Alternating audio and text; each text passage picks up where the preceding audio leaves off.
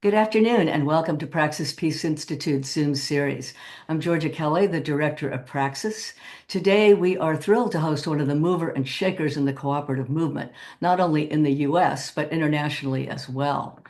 Omar Freilla is a co-founder and coordinator of the Collective Diaspora, a global community of Black cooperatives and Black-led cooperative support organizations from across the African diaspora. He is a cooperative development consultant, adjunct lecturer at the City University of New York, and the 2022 Echoing Green Fellow. He has over 20 years of experience developing cooperative enterprises, having founded Green Worker Cooperatives, the oldest Black-led worker cooperative in the U.S. He also co-founded the U.S. Federation of Worker Cooperatives, Democracy at Work Institute, and the New York City Network of Worker Cooperatives. Oh, didn't expect that to happen. He contributed to the establishment of the City of New York Workers Cooperative Business Development Initiative and the overall growth of worker cooperatives in New York City. He lives in the Bronx with his wife and two children. He was also a participant in the first Praxis seminar at the Mondragon Cooperatives in 2008. So welcome, Omar. It's great to have you back. It's so great to be here. I'm really excited. Great. Yeah, it's fun to see you again after 16 years. Right. Um, Okay. Yeah, and it's been that it's long. been that long. And to Yeah. see, how you've stayed with this whole movement and grown it, it's just extraordinary. So obviously, the first question I'm going to want to ask you is, since you were with us at the very beginning with the Mondragon seminars in 2008, I'd like you to tell us a little bit about how that experience influenced your thinking or your work in the cooperative movement, how it impacted Well, you. yeah, well, thank you for having me and for, having this space. Of course, doing all of the organizing all of these trips that you've been putting together for 16 some odd years.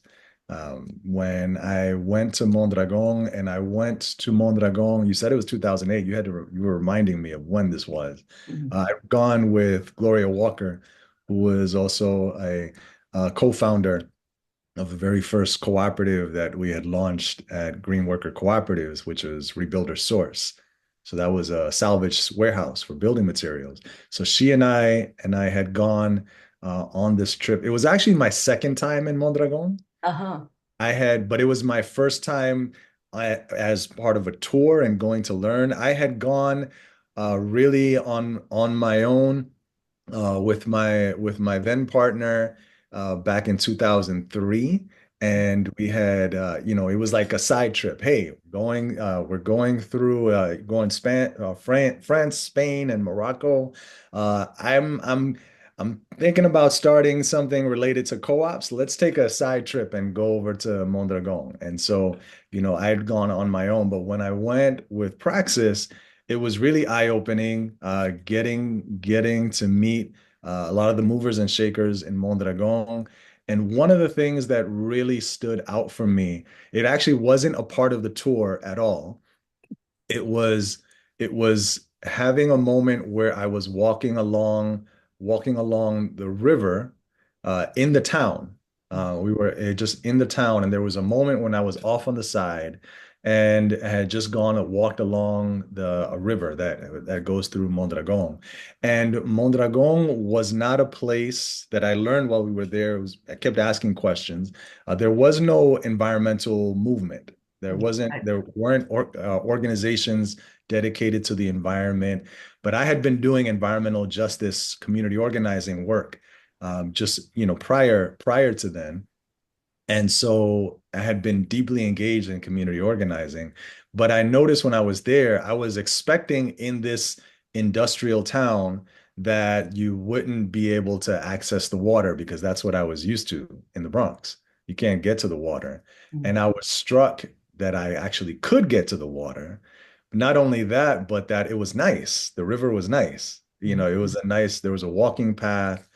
And, I was reflecting during that time on how it was possible that an industrial town could have a nice river meandering through it that you could walk through when there weren't people organizing and saying, we need clean water and access to it. And it clicked, oh, it's because the people, most of this town is most of the businesses in this town are owned and controlled by its workers, and the workers are the people who live here, so they want access to the river. And it became clear, if you are owning and controlling the thing that can potentially damage a community, then you have an incentive not to do damage. And so that was actually one of the things that struck me. Mm. There were lots of others, but that was one that struck me that doesn't usually isn't something that often gets talked about because Now, it's not direct. I wanted to ask you if the river you're talking about is the small one in Mondragon or the little bit bigger one in Bilbao, It's because a no, no, no, no. It was a tiny little river. okay, then that is Mondragon because Bilbao also has a bigger river, and that one, which goes right, the walking path goes right to the Guggenheim Museum, Yeah. and that one at one point was filthy. Was Mhm. all industrial waste was in that river. You would never know it now. I mean, they cleaned everything up and created a whole new town, which was redeveloped thanks to the Mondragon cooperatives, really. And that museum, I don't think we knew it at the time, but was partially built by a Mondragon worker-owned construction company. So there's so many connections in that region of their work. So you mentioned in an article you sent to me that there's a long line of Black cooperative organizing in the US, going back as far as the Underground Railroad. And I'd like you to tell us a little bit about that history of Black cooperation, Black cooperatives, going back as far as you want to go. Sure. Well, all right. So let me just say first that anyone who wants to learn co-op history, Black co-op history in the United States needs to read Collective Courage by Jessica Gordon Nemhart. So that's you know, all of the details are there. So, anything I can give is just be, picking some pieces out. And actually, Have this the is the book. book? Show it Oh, here. great. Yeah, show the book. Collective Courage, History of African American Cooperative Economic Thought and Practice by Jessica Gordon Nemhart. This was published in 2014, and this has become a Bible among Black cooperators in the US. That's So no, it's basically long story short, the what we the names that you typically associate with the civil rights pantheon of Black leaders, from W.B. Du Bois, Ella Baker, Fannie Lou Hamer, uh, to a whole slew of people had been associated with cooperative movements from the 30s into the 60s to the 70s, people that we are very familiar with. These had been people who were leaders. So Ella Baker was a very prominent one. Godmother of a lot of the civil rights organizations, Student Nonviolent Coordinating Committee, Southern Christian Leadership Conference. She had an early start in the 30s with the Young Negroes Cooperative League, where she was the national director going across the country organizing Black consumer cooperatives. And so this was something that she did around the country. She did it in Harlem, where she was living, and the skills, the philosophy that she had developed at that time, and, through cooperatives became a driving force behind her mentorship in the civil rights movement and later in the Black Power movement, working with Student Nonviolent Coordinating Committee and others. And then that's just one piece, one person. W.E.B. Du Bois had actually done, an early study in 1907 on cooperatives, Black cooperatives, throughout the United States. That was really a central, very important research that he had done at the time that hadn't been done and replicated for a long time since. So these are just two people that are known, but that piece of their history wasn't known. And Jessica Gordon Nemhart lays it out beautifully in her book. But these are just some pieces. This is the practice of cooperation is ancient. It's not, it is formally talked about in cooperative literature before the publication of Collective Courage as, something that originated in Rochdale with the Rochdale pioneers, 1800s in Europe. But cooperatives are ancient practice. We are human beings. We've evolved to be social. We consume, we get our resources, we support each other and develop communities based on principles of sharing and developing practices through cultural practices, but these are at their core economic practices that are about how we get resources. And so these are practices that have been carried for a long time, from how we cultivate land, how we share resources that have been carried and move on to the and exist to the present day. So, Jessica Gordon Nemhart talks about the Underground Railroad as a cooperative, a mutual aid practice. I remember being recently, I was at a friend's birthday party in he turned 50. He was having a birthday party. He was an amateur archivist, and so he decided he was going as his birthday party to himself. He was going to turn his home into a museum, a gallery, and so I'm walking through there. I'm walking through his house, and he's got different areas. One area dedicated to the Black arts movements, and albums and pictures, and areas dedicated to different things that were of interest to him. And one thing that struck me, this is the reason why I mentioned this, is because I'm looking up, and he's got a section related to Marcus Garvey and the Universal Negro Improvement Association. Universal Negro Improvement Association was and has remained by and large the largest organization of Black people in the world, with over a million members around the world. So this was an international global organization. They ran a mutual aid program. It was core to actually how they built their membership. And their mutual aid program was very similar to what mutual aid looked like among people who were recently freed from slavery, where people had developed burial societies, and you would put money into a fund. That's basically insurance. It's cooperative forms of insurance. You put money into a fund, and that creates a fund for anyone who has passed away. So because if you got your membership and people are dying among your memberships, but it's difficult to get work as someone who is Black in the US, then you have a fund to support the family when the primary breadwinner has passed, or one of the breadwinners has passed. So that's mutual aid in the truest sense of mutual aid. Some of the ideas around mutual aid have been lost, and we don't recognize the mutuality of mutual aid. It's not charity, but it's people everyone is putting something in, and as a result, the group is able to provide a benefit to others. But this has been an ancient practice, and it's something that still continues to this day. So I could keep going on, with I lots got of other questions too. I mean, it's interesting you mentioned mutual aid because in our Praxis Book Club, we just read Peter Kropotkin's book, Mutual Aid, which was published in 1902. Mhm. And it's really about the history of cooperation among animals as well as humans, and how he's basically making the case that we evolved because we cooperated. Absolutely. Yeah. That's it. So I found that really interesting, and it goes right along with the whole cooperative movement. One thing I wanted to ask you about some of the cooperatives that you've been involved with in not just New York, but I know you've been involved with other ones as well. But tell Mhm. us first something about the ones in New York or the Bronx that you've been involved with organizing or helping.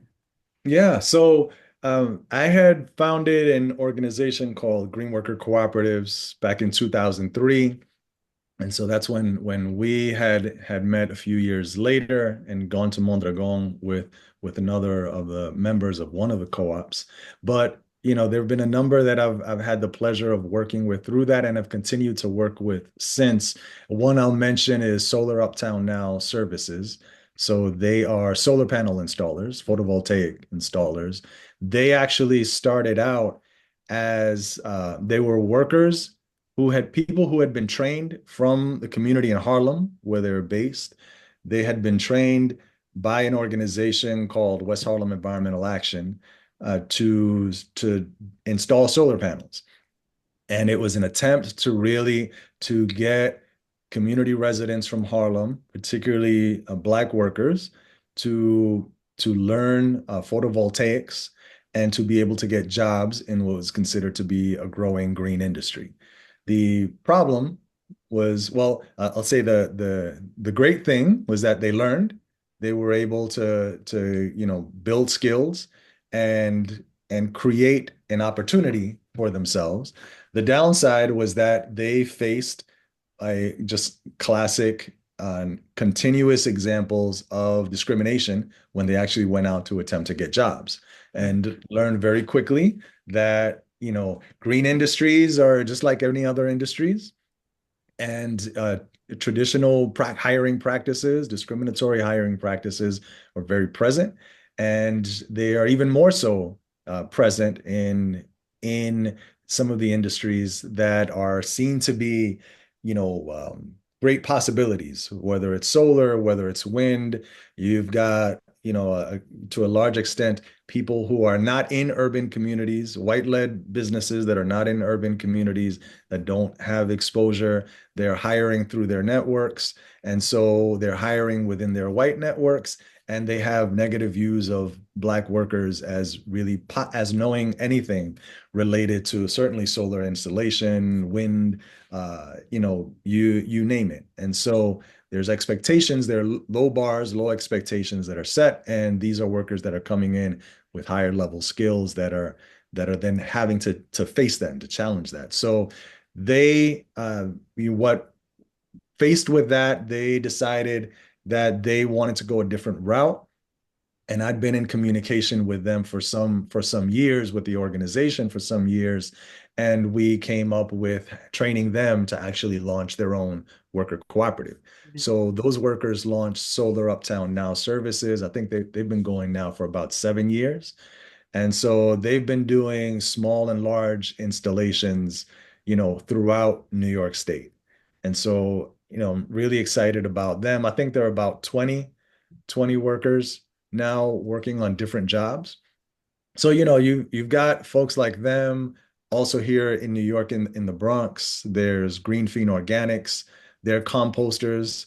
And so they pick up food scraps from local businesses and compost it and turn it into compost, and create new soil for others. So those are, some local ones. You've got others, in New York, but throughout the country that have been doing really amazing work. One pretty high profile one that just opened up last year is the Detroit People's Food Co-op that has generated a lot of excitement. I'm really excited about them. They've been working for years to open up a food cooperative in Detroit and have managed to do it with a beautiful new building called the Detroit Food Commons. And so it's now a hub for the food cooperative, for a commercial kitchen, and other Black food organizations operating in Detroit that are all operating out of this space. So there's a lot happening there,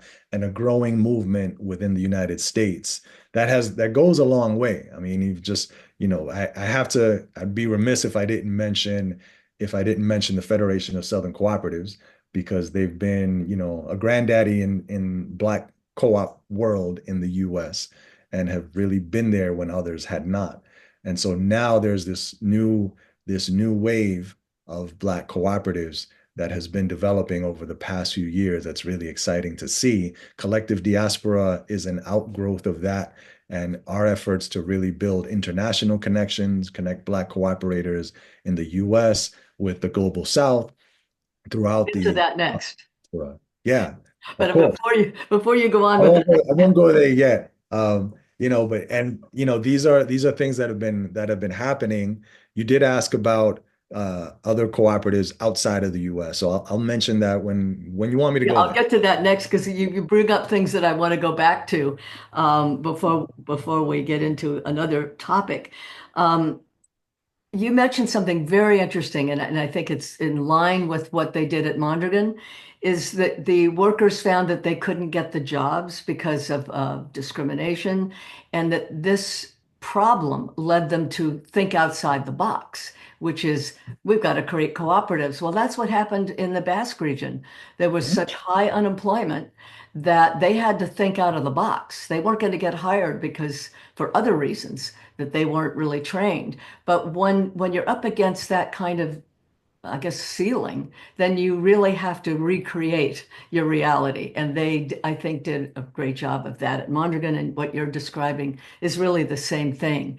And I wanted to mention because you brought up Jessica's book, which I'd kind of like you to show again, because she also came on one of our trips. And I'm really anxious to read her book because I know she's one of the most knowledgeable about the history. So do you want to show that with the name again? Book Collective Courage, History of African American Cooperative Economic Thought and Practice. Great. I'd, I'd, Okay, I'd like to mention another book. sure.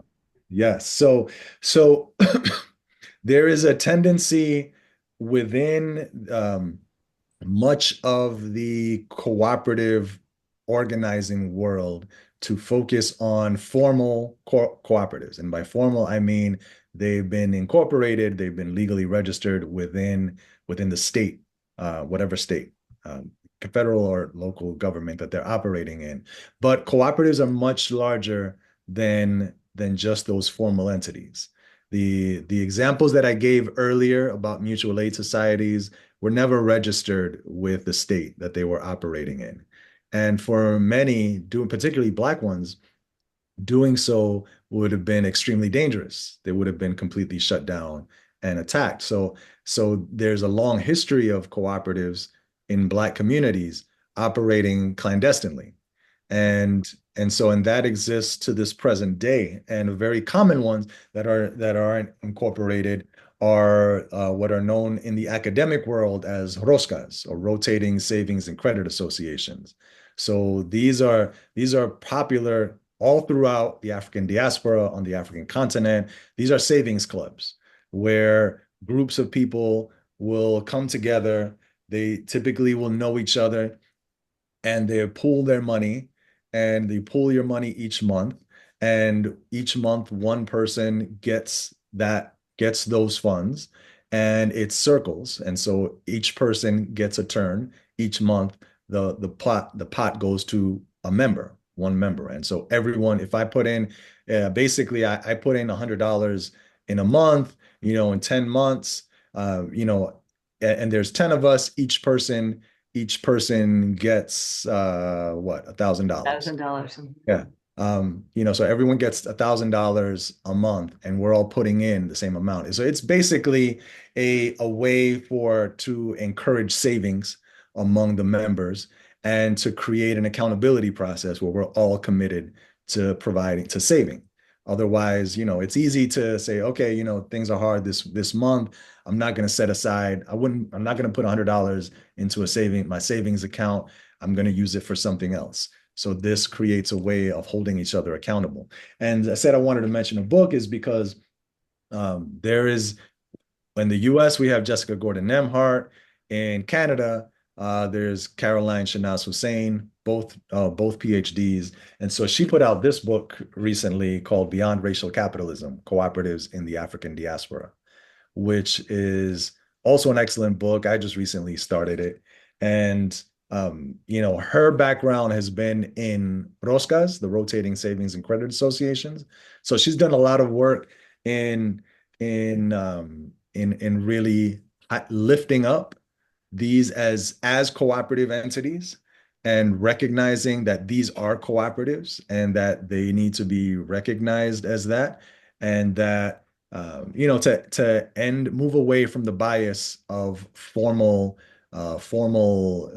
government recognized entities, and really focus on what is the actual practice of cooperatives.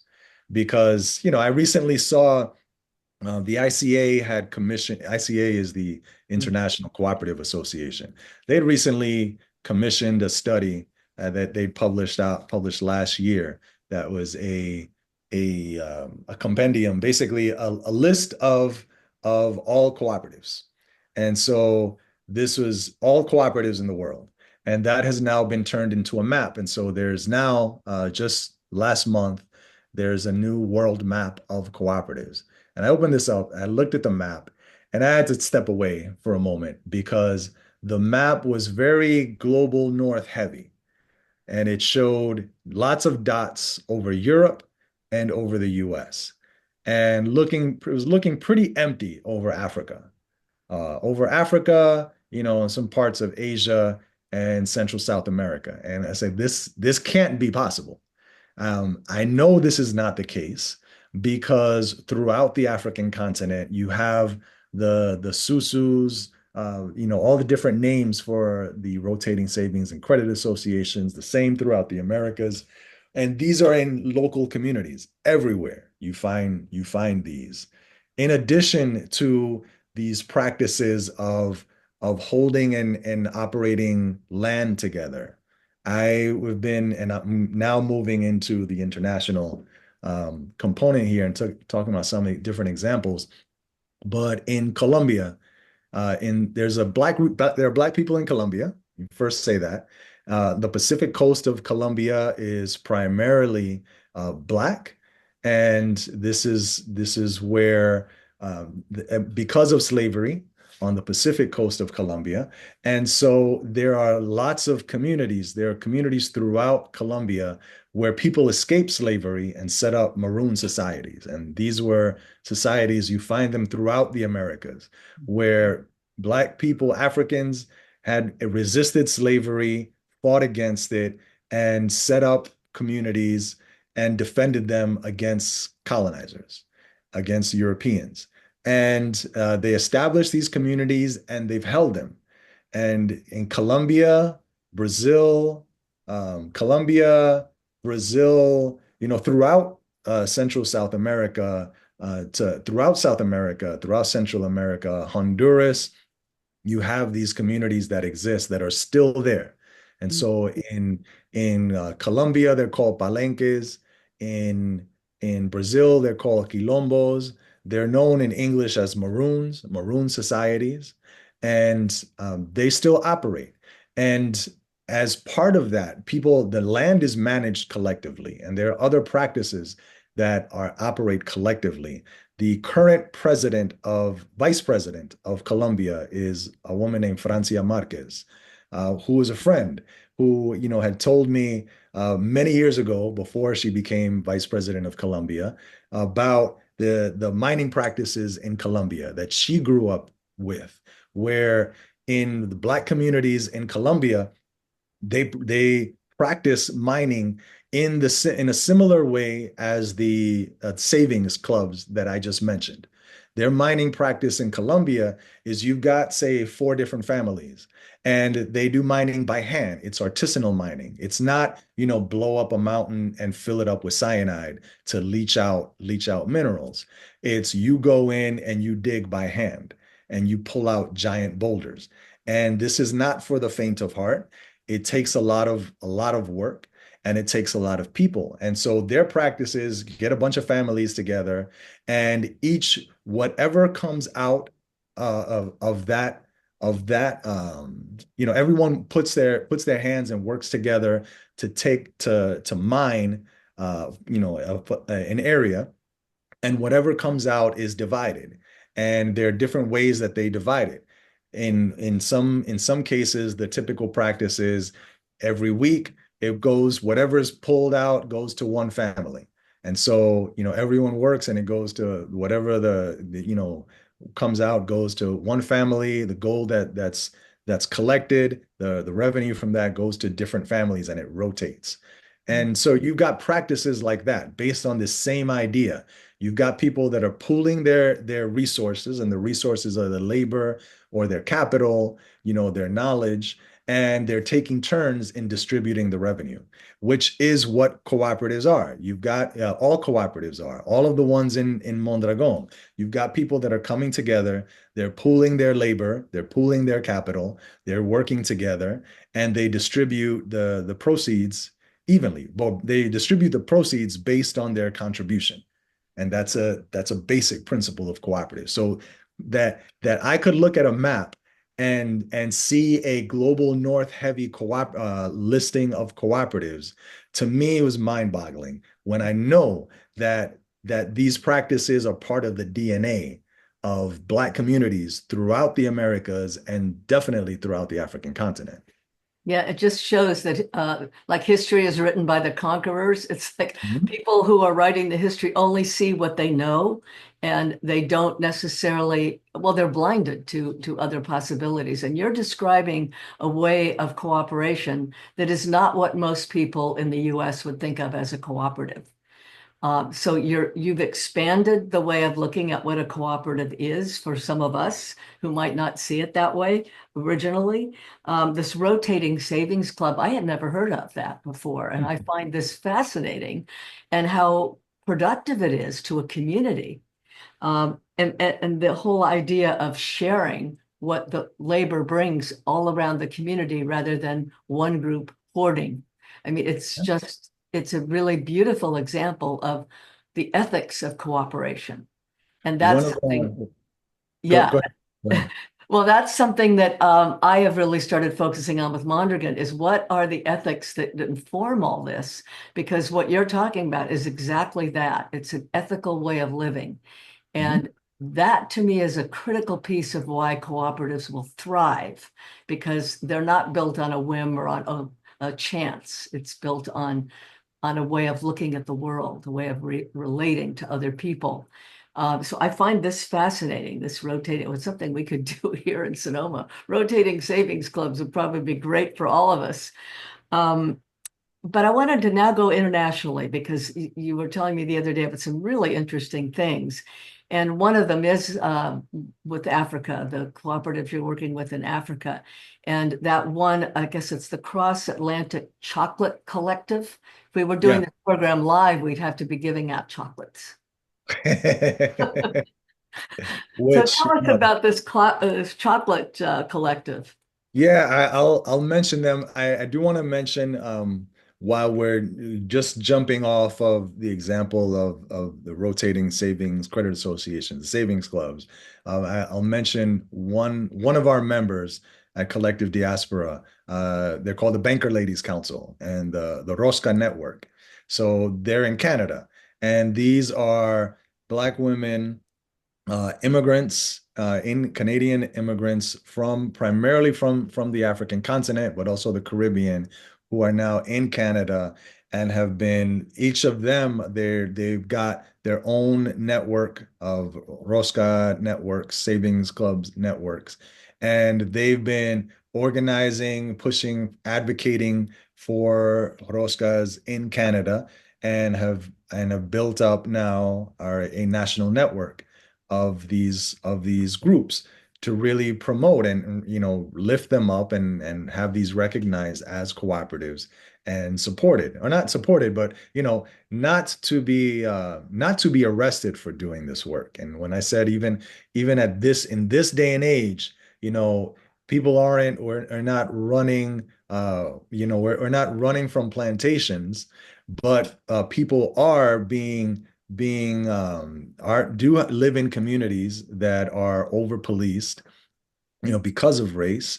And they've talked about having police come into their homes, when they're doing sweeps of a neighborhood, and going into their homes, and finding money that's actually belongs to the group, to the Rosca network, because it's there's one person who they're responsible for the group's money that particular day, and they have it, there in their home. Because they don't have the ability to go to a bank and to put it up in a bank account at that moment. And so they have it there. The police come and say, well, you're drug dealing. So, you have, and they don't understand, like weren't familiar with this approach to group savings. The police definitely aren't. And so they view them then as criminals and people who are committing crimes just for having this. So, that's in their case. All right. Now I'll jump over to cross-Atlantic chocolate. So chocolate is like all industries, all industries. There is an incredible amount of exploitation. Chocolate is in particular. Chocolate is one that all of us, those of us who like chocolate, we love chocolate. Eat a lot of chocolate. I love chocolate and I enjoy it. But chocolate also is produced at extremely high human value, at extremely high price, the price of human life. And so, we have the police sirens going by. Um, this is there's an incredible amount of exploitation in the chocolate industry. There's an incredible amount of wealth that's generated by chocolate and thus the exploitation. You have most chocolate produced in the world when you think of your Mars, your Nestle's, your Cadbury's. These are chocolates that are finally produced and they're produced in the global north, and that's where the monetary value is generated. And but that value doesn't actually make it back to the people who actually picked the cocoa beans. So chocolate is a product of it's a product of processing the cocoa bean, which I had never actually even seen a cocoa bean or a cocoa pod up until a few years ago. After meeting folks from Cross Atlantic Chocolate Collective, which has recently rebranded, and they're actually now called Chocolate Rebellion. And so remember that name, Chocolate Rebellion. Their website is chocolaterebellion.com. And they've been really on a mission to school the world on the chocolate industry itself, but particularly to decolonize chocolate. And what I mean by that is that the wealth of the chocolate industry flows to the global north, and there are a number of structures that are operating to ensure that that wealth keeps flowing north and doesn't stay in the hands of people who are actually picking the chocolate, the cocoa bean, so that communities that produce the cocoa bean have never actually had chocolate. So the members, Cross Atlantic Chocolate Collective, now Chocolate Rebellion, formed through individual chocolate makers, individual cocoa bean growers in the Caribbean and on the African continent, who had experience. They've been producing these cocoa beans, and then came to a point where they said, "Well, why are we're exporting all of these cocoa beans. We're exporting them to Nestle, and others, sending them north.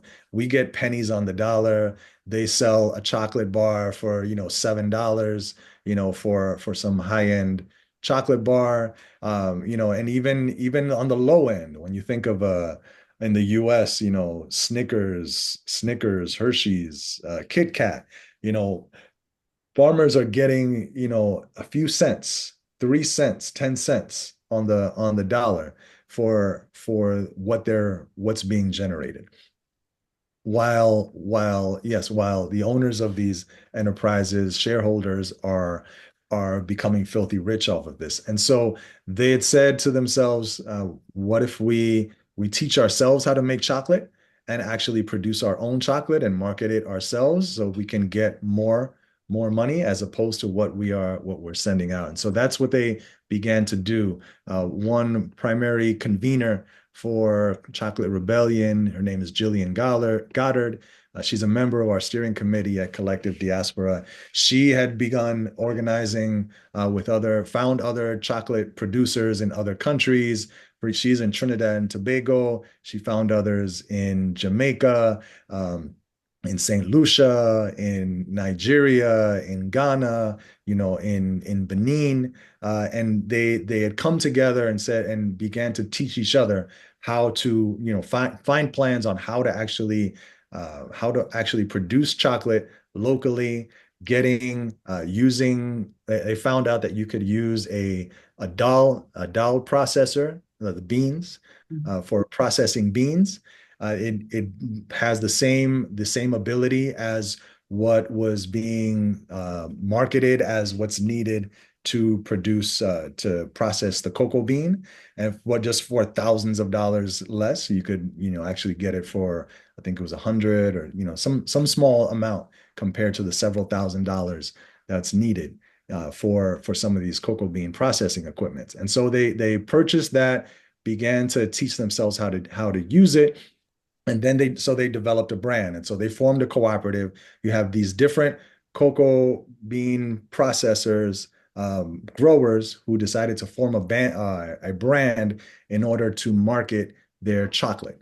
And that is essentially, in the United States, that's how we still have a dairy industry, where you have small dairy farmers that are able to compete. That's why you have a number of farmer cooperatives in a number of different sectors throughout the United States, whether it's cranberries or oranges, because they've done just that. And so they decided they were going to do that same thing and form a shared services cooperative, a marketing cooperative, where they would be able to form a brand, share equipment, share resources, so that they could actually produce their own chocolate and sell it and get a higher return, keep a lot of the value that's typically sent away.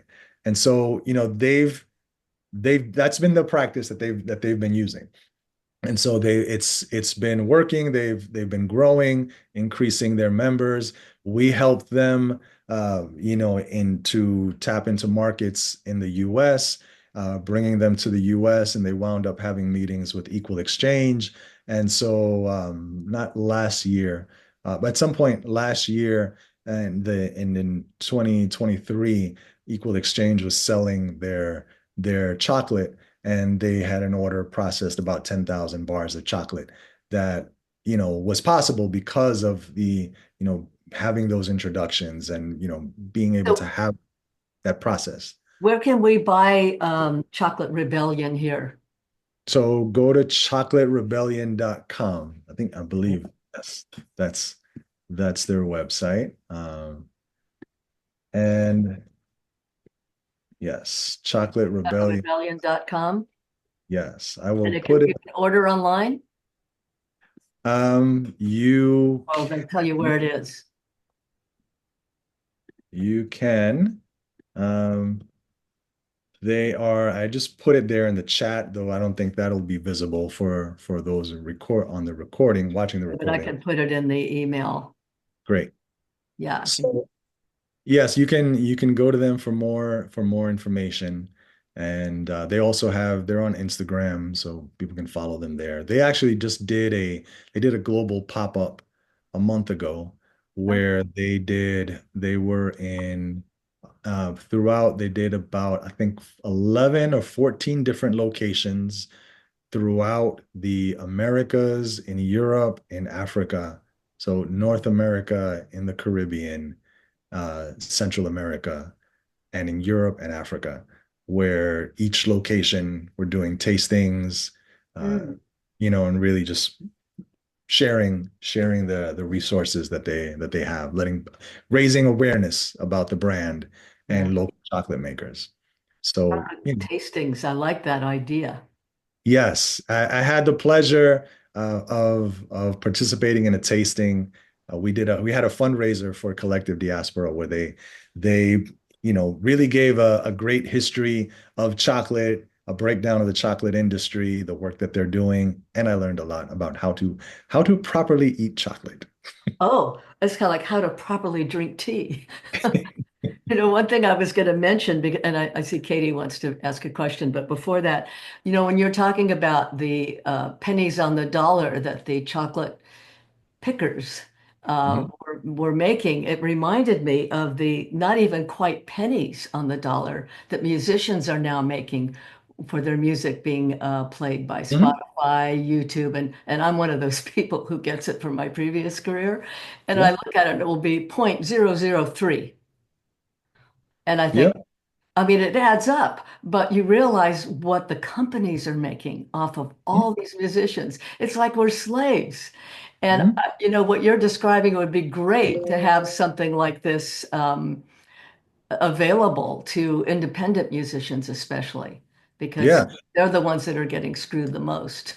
And I know there actually are a number of efforts to develop musician-owned platforms, similar to Spotify, but that are cooperatively owned. Hmm. Art.coop, I'll mention them. They're not a Black cooperative, but they're definitely a comrade of ours in the struggle. Art.coop, they've really been promoting cooperatives among artists, and so What's the name of it? art, A-R-T, dot co-op. Oh, okay. Yeah. Art.coop. They actually just had did a post recently on Instagram with related to exactly what you just said, specifically Spotify.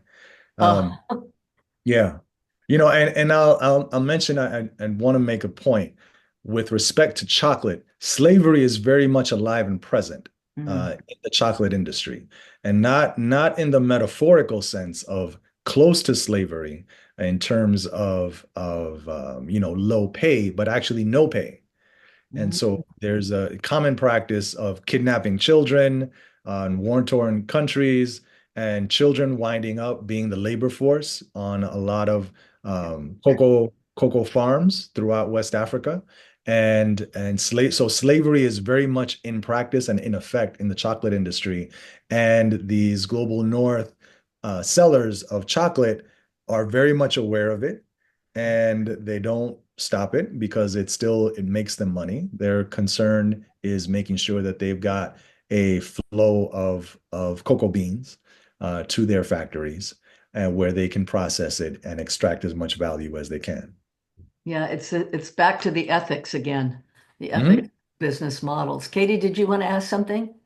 Yeah, thanks a lot, Omar. I'm very deeply moved by your purpose and your presentation. I want to say you should connect a little bit with John Wood. He's a Black man who is the ambassador for Braver Angels.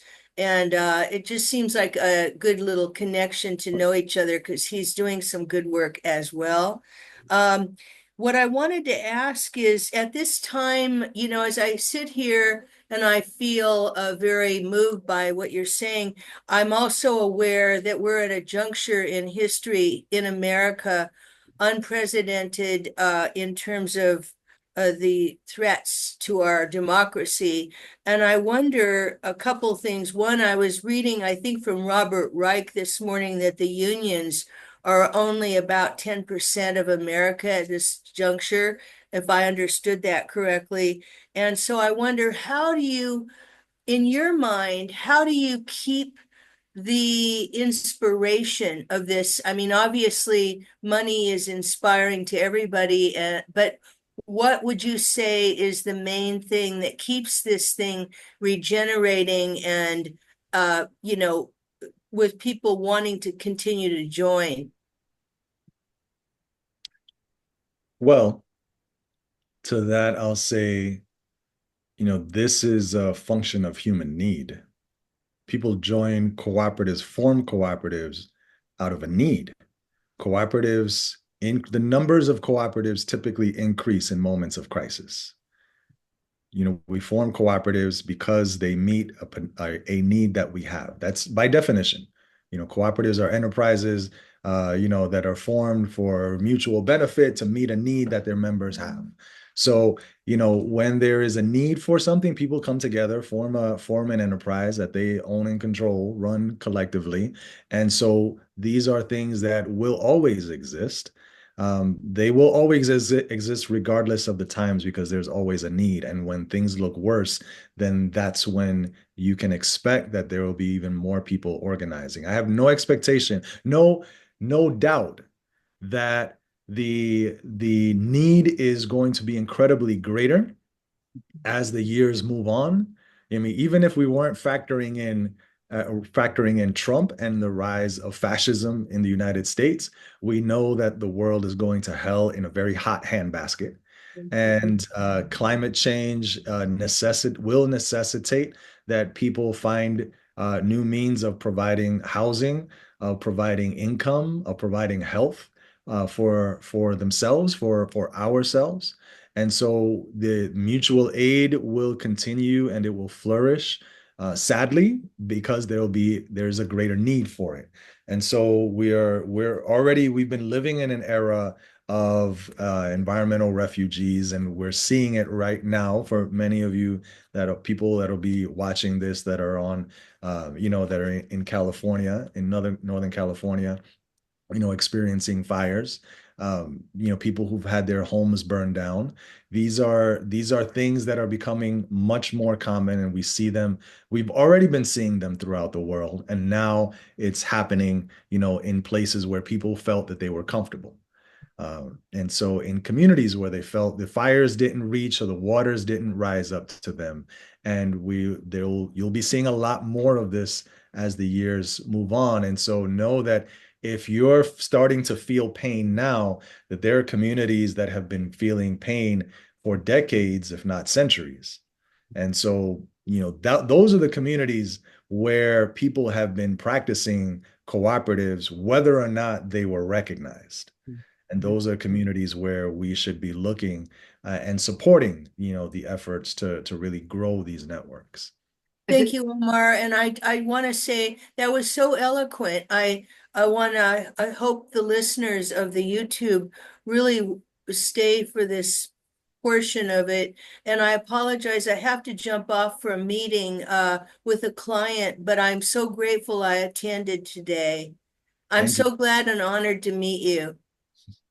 Great. Thank you, Katie. Yeah, we're almost at the hour anyway, but I've learned a lot from you today, Omar, and this is just really important information about cooperatives building in a different way. And when you say they're not part of a recognized cooperative by the government, but that they're operating as cooperatives, that to me is also very interesting. What are they considered? Like when they file for taxes, what are they considered? Are they partnerships or what are they? Well, filing for taxes implies some recognition. So recognition, being a formal entity, means that you've incorporated in some way, shape, or form. I You see. exist in a way that the federal or state government knows that you exist and can tax you. So, these are most of these kinds of entities, they operate informally as collectives, people who are coming together because they need the service at any particular moment. Maybe it's just this year, maybe it's, for the next 5 years. Maybe it's all my life.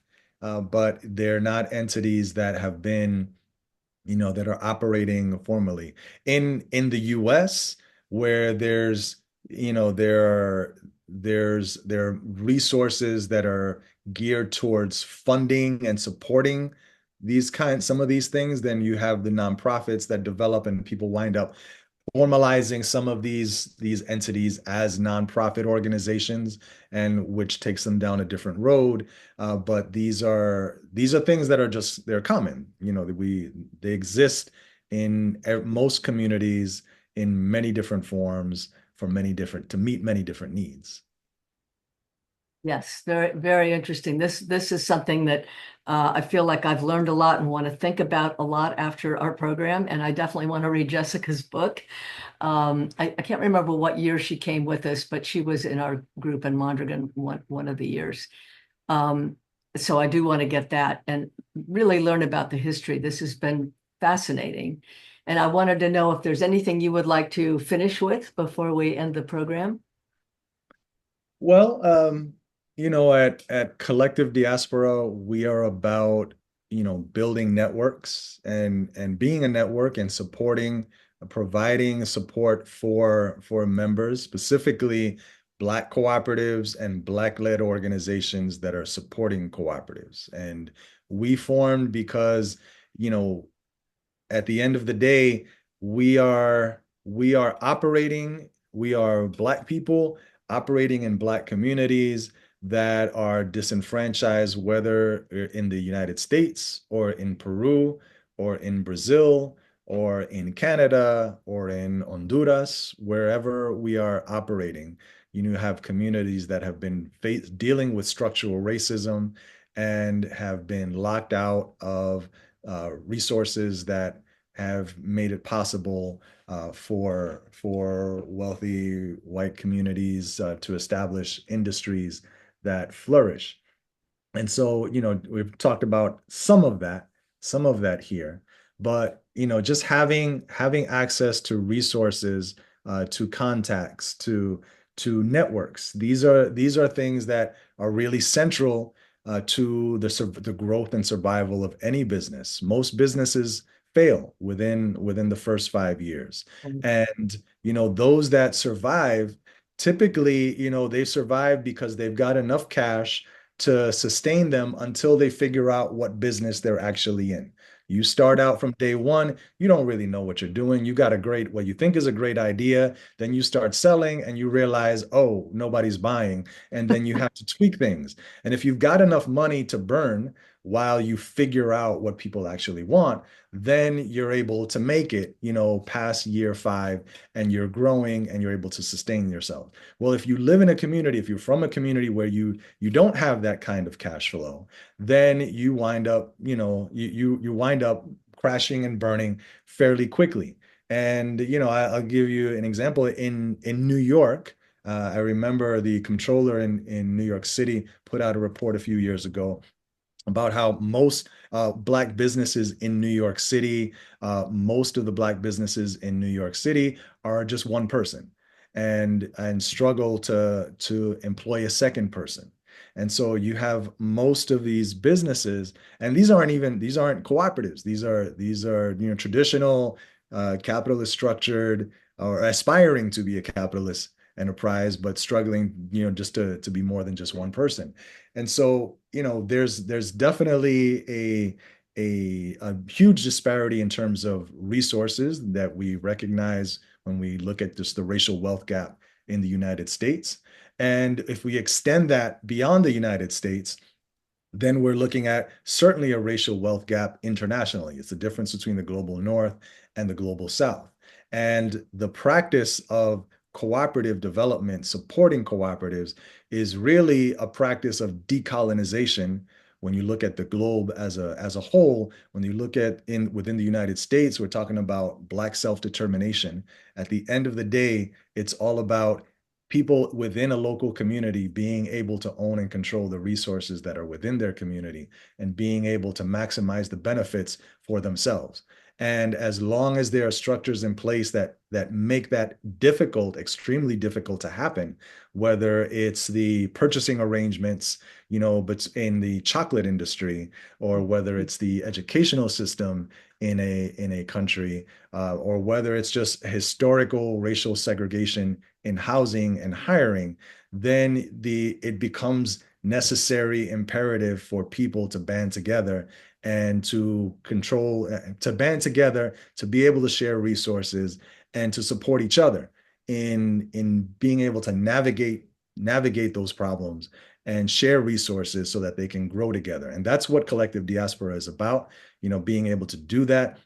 And we're doing that globally. Within the United States, there's a new network also of Black cooperatives, which we've been a part of forming and helping to grow, and that's the National Association of Black Cooperators. So it's happening locally in small communities, whether it's Cooperation New Orleans or Cooperation Dayton, or a number of other organizations throughout the country, Federation of Southern Cooperatives. It's happening nationally in the United States with the National Association of Black Cooperators, National Black Food and Justice Alliance, a number of other groups, and globally with Collective Diaspora. And outside of the United States, all of the local groups that I mentioned, the national ones, you see similar organizing efforts in Brazil, in Honduras, in Colombia, in many different countries, and certainly throughout the African continent. So we want to make sure that we're talking to each other. Great. This is very exciting to hear about so much of the cooperative development internationally as well. I'm going to end the recording. I want to ask you a few questions just after, but I want to thank you so much, Omar, for being with us today and for all the learning that you're providing for our audience as well. No, thanks for having me. Just want to end. No, I can't. Oh, here we go.